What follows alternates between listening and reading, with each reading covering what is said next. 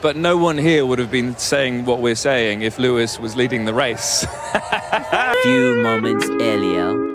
Yeah, I think whatever the regulations say, it's not right, is it, to wait, especially on long circuits, somewhere like Spa, it takes forever to wait for the lap cars to get through, and the regulations, you know, they should either drop back or, I mean, they were half a lap away. They're not. The whole reason that came in, as I said in commentary, was to stop lap runners getting in the way of a big grandstand finish. That's what that was all about.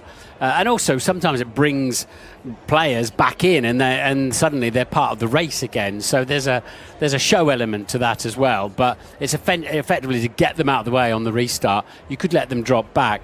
But the regulations say if the race director considers it safe to do so, if it was safe because it's a dry day, there's not pouring rain or bits and pieces, debris all over the track or crash cars everywhere. The message lap cars may now overtake will be sent to all competitors, and the others must stay on the racing line when they're going through. It then goes on to say in the many pages of regulations that having overtaken the F1 cars on the lead lap, the safety car will extinguish its light. The drivers are then those that are obliged to go around, that have been allowed to go through. It says they must respect there might be incidents out there, drive at a safe speed, and it doesn't say they have to be on the back of the queue. It's nothing to say you've got to wait until they've actually arrived around to the back. It just says they've got to go and proceed at a reasonable speed. So again, nothing I can see in the regulations. I don't see the one lap bit, but there are plenty more to read through as well. But whatever it is, it needs changing.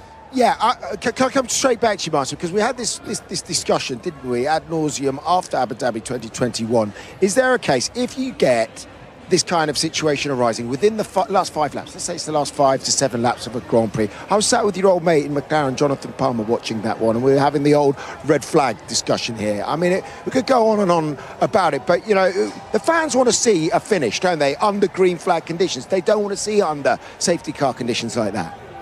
No, they don't. And as I said, you know, whatever the regulator says, they've got to say something soon, different soon, because, we're here. We've got a fantastic crowd. All the people sitting and watching at home on their devices, TV or online or whatever, and they deserve a finish to the race. That was the whole point of some of these regulations. So, if you've got to red flag it and have a restart, there's quite a lot of procedure around that and quite a lot of delay.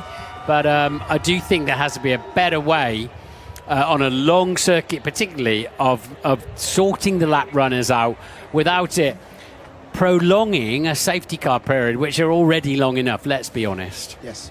Thank you, Martin. We've got to say goodbye to viewers on Sky One. Goodbye. We're going to pick this up and continue on Sky Sports F1. What's your thoughts on it? My thoughts are that we shouldn't talk about it too much because we just had an amazing race. I thought it was an amazing British Grand Prix. I thought there was so much fighting out there.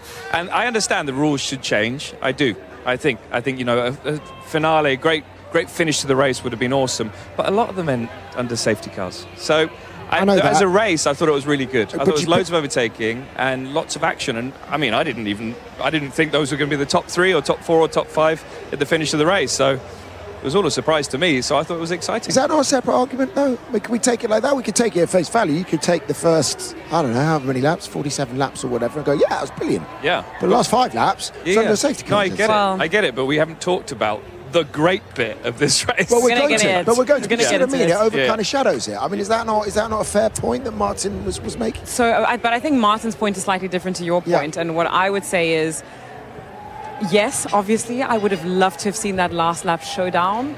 But sometimes you just don't get what you want, and that's just how the cookie crumbles in motorsport. The red flag, though, I don't really love the idea of that because it's like trying to engineer the result that you want to get, whereas, you know, if you get a safety car in the middle of the race, like that's just your luck. You know, it's sometimes it can work in someone's favor and sometimes it could work against them. So I don't like the idea of trying to force a result.